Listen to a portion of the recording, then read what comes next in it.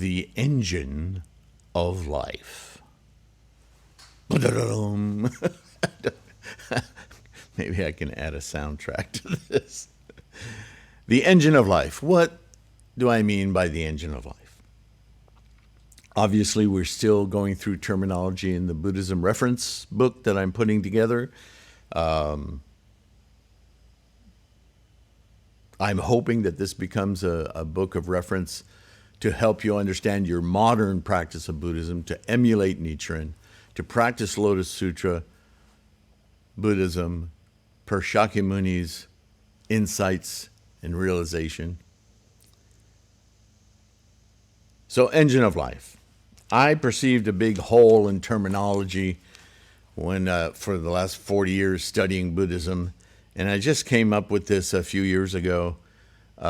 Understanding things like karma and energy. What do you mean by energy? And thingifying, right? And samsara. What's the difference? Samsara, owning possession, blah, blah, blah, blah. There's so many words around this. What are we trying to experience in enlightenment? What is Buddha-ness, right? All these questions. And so many words trying to wrap those concepts up. And what I finally came to as an insight was, we're just trying to understand the big question. What is life? What is this all about? Why are we here? Who am I? All of those questions are answered by understanding how life works. What is it? Right? Nothing answers that. Buddhism answers it, but it answers this via thousands of word salads. But really, once you study enough, and I don't know how much enough is for you, but it was a lot for me, suddenly you start to recognize that this teaching, that teaching, this teaching, that teaching, they're all talking about the same thing. So what's an easier way to understand that same thing? What can I label that? And so one day, just out of talking about it, Engine of Life came out. And I thought, that's a nice little wrapper. Now, define that. What a mess we are. All right. So I gave it 3 basic referential quick definitions. First is the engine of life is Myoho Renge Kyo. Well, thanks a lot, Sifu. Thanks, Sylvain. Okay, now I know what the engine of life is. But logistically, it is Myoho Renge Kyo. And what is Myoho Renge Kyo? The law, right? The law of all phenomena. All phenomena are what? The engine of life. We'll get there. You'll see what a convenient wrapper this is. Second definition, karma. Okay, there's that word again. Don't worry, I defined that in the book too. And third, the a priori mechanism of all instantiation of every phenomena. A modern, maybe fancy way of saying the same thing Shakyamuni said. The true nature of all phenomena. But a priori is an interesting word that I discovered long ago, or combination of words. It's from Latin, and it points to the fundamental. I mean, at the core, the beginning, the instantiation of instantiation, there is a final irreducible point of. That is the a priori. And that's not unimportant to realize that the engine of life isn't something you'll go get at Home Depot and apply it. The engine of life is I don't even want to use the word source, but it's the source of the source, right? So let's get into it, and hopefully I can word salad my way into simplicity. The engine of life consists of three parts: energy in its rest state, which we've already covered as quiescence, as a state of all potential. See, at rest, it doesn't mean that it's nothing. It just means that there's no thing, but its potential, right? Potential is limitless, but it's not happening, right? That's why it's no time, no space, beginningless, right? Because like Wu Ji to you and me, remember that? A point is not a thing. It's a location. There's no thing happening. That's quiescence. But it's something because it's potential. Okay? Where no thing exists in physical form. Secondly, the second component, agitation or spark, perturbation, temperature change, vibration. Choose any word that pertains to some influence of a condition, some action, some work, right? Now, you've heard me talk this way before. Energy plus action, energy plus work. What is that? This new condition, no matter how minute, becomes the progenitor of a possible chain reaction. The same chain reaction, by the way, that physicists or cosmologists call the inflationary stage of the universe prior to the Big Bang, yes? Where everything suddenly, this is a mental picture. Nonetheless, it's describing that action. That once something begins, well, it could just fizzle out and end. Or it could affect everything around it, and then interrelationships happen, and boom, it just goes wild, yeah? This chain reaction either compounds and adds more conditions and builds tendencies, or simply weakens and dissolves back into quiescence, as I just said. This is the realm of formations. Energy, potential, at rest, somehow encounters a new condition, an agitation, right? Some change, some action, some work occurs. Something changes in the environment, changes in the compression. It's so subtle. But any perturbation, is the word I used, it's just like the smallest pebble in a quiet lake will make a ripple. It may be small and disappear quickly. It may be long enduring and affecting everything it runs into. Yeah? Expressions of energy manifesting moment to moment in a kinetics of instantiation. Kinetics of instantiation. It's the same thing I just said. The ripples running into maybe other ripples, right? Creating interference patterns, so on and so forth.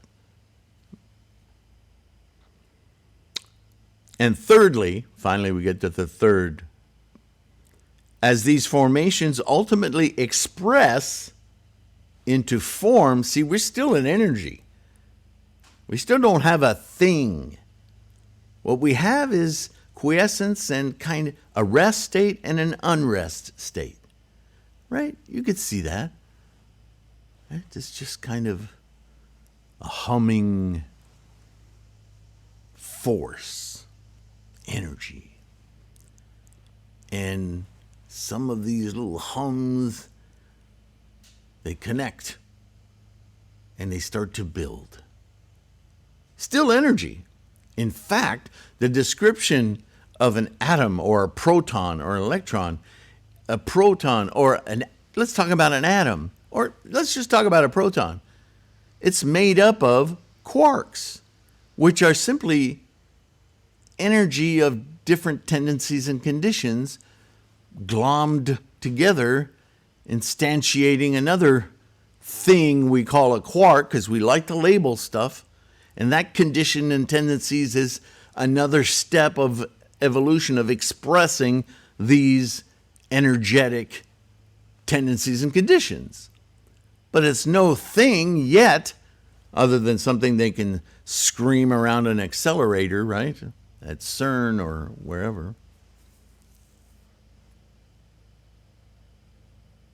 Buddhism is looking at the universe and life in this way. So that third component, what do you think it is? It's form.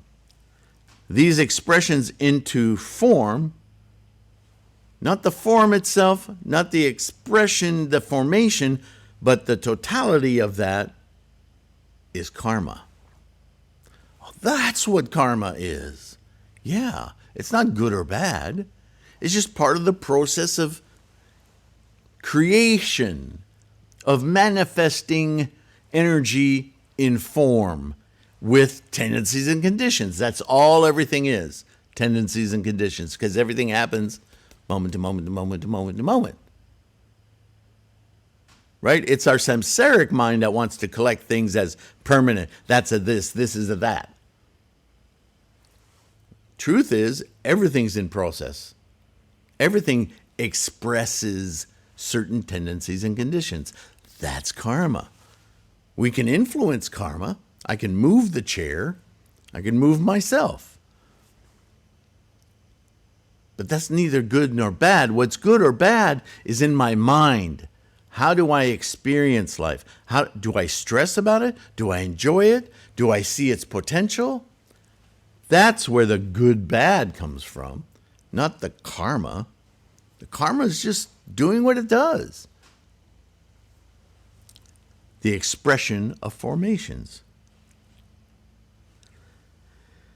are once again occurring in kinetics of moment-to-moment instantiations, repeating and creating a momentum of expressions subject to the influences of the conditions and tendencies both within the formations and surrounding them, the environment. That idea in Buddhism that self and environment are not separate things. Well, there it is. Right? We are a massive collection of these processes, and all together have this karma. This is why you've heard me call it the freight train of karma, because, oh my goodness, it's unfathomable, uncalculable, right? Wonderful Buddhist words. How many tendencies and conditions are responsible for our heart beating, our lungs working, our brain working, our nose working, our fingers to feel, our eyes to see, on and on and on, blood flow, blah, blah, blah. My goodness, we're so complex, it's unfathomable, yes? And from all of this complexity arises a sentient mind. As something so subtle and pervasive, and yet you can't locate it in the body. You can point to your brain, but your brain is a master collector. It's samsaric. The mind that perceives that brain, that's where Buddha-ness lies. Wow. This is the basis of all phenomena from which all the universe is a function, not a thing. It's a function. The engine of life is a way of distinguishing our experience of material reality from the profound energetic process constantly creating, manifesting, and absorbing each and every particle, quote unquote, of that material reality. Again, remembering that particle is a wonderful little word we put on something to permanentize it. But in fact, it's just roiling energies of various formations. Right? If we could replace in physics and cosmology the word particle with karma, what a revolution we'd have in the way people discuss life. Because that would be much more accurate. Yikes. How amazing would that be? Try it sometime. Suppose you hold an ordinary pencil between your thumb and forefinger. You ever done that? Just this thing, and then you wave the pencil. Doesn't it look like I've got like 10 pencils going? You see those ghost images? That's what I'm going to talk about here. Hold it at one end only, preferably with the pointy end. Now gently wave the pencil up and down so that the stubby end is creating an arc. Observe how the pencil seems to leave a trail, right? Of ghost-like instantiations of the pencil. It appears as though you are waving a multitude of pencils up and down. Now, with samsara is like the perception that each one of those ghost images is an actual pencil. That's what samsara does. Wants to own each one of those pencils. Oh, look, he's got 10 of them. Give me a few of those. Right? At least if you don't see all of the ghost images, you do see at least 2, top and bottom, because it rests there for just a second. Right?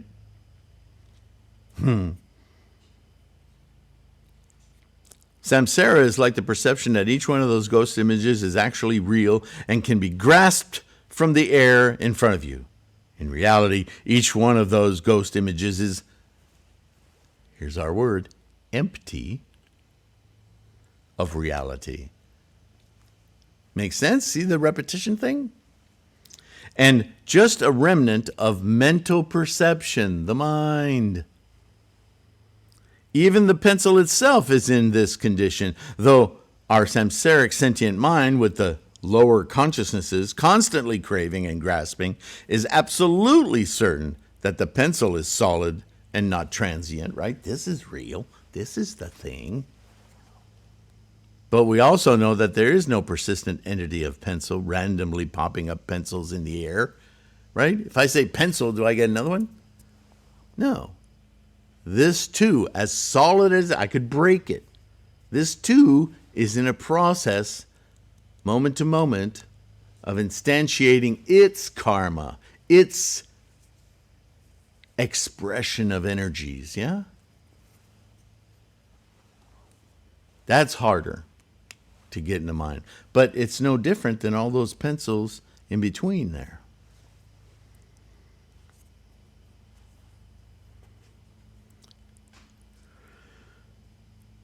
But we also know that there is no persistent entity of pencil randomly popping up pencils in the air. This pencil will eventually disappear. This again is not meant to suggest that the pencil is not real. It's real. What we're talking about is how it's real, how we perceive its reality. Rather than our insistence on its permanence, is a deep break from the reality of its impermanence. And this break becomes the source of our stress and anxiety of possessing, accruing, and all manner of worry about the pencil. Due to the engine of life acting as a process of constant accumulation and disintegration, we too, being manifestations of this process ourselves, quite naturally follow its tendencies, accruing and craving more accrual and manifestation, etc. Just consider our obsessions with commodification, right? Today, in this modern day, and the latest is greatest, and so on. We are creatures of habit energy, collecting, identifying, and discriminating as we go. Our sentient mind has barely the time to catalog all this accrual and identification into our warehouse of experience. It's like careening down fast-moving rapids in a small kayak. We can barely spare a moment to avoid crashing into a rock. And this is the useful perception of the engine of life. Being in those rapids and spending every moment in utter turmoil is equatable to samsara.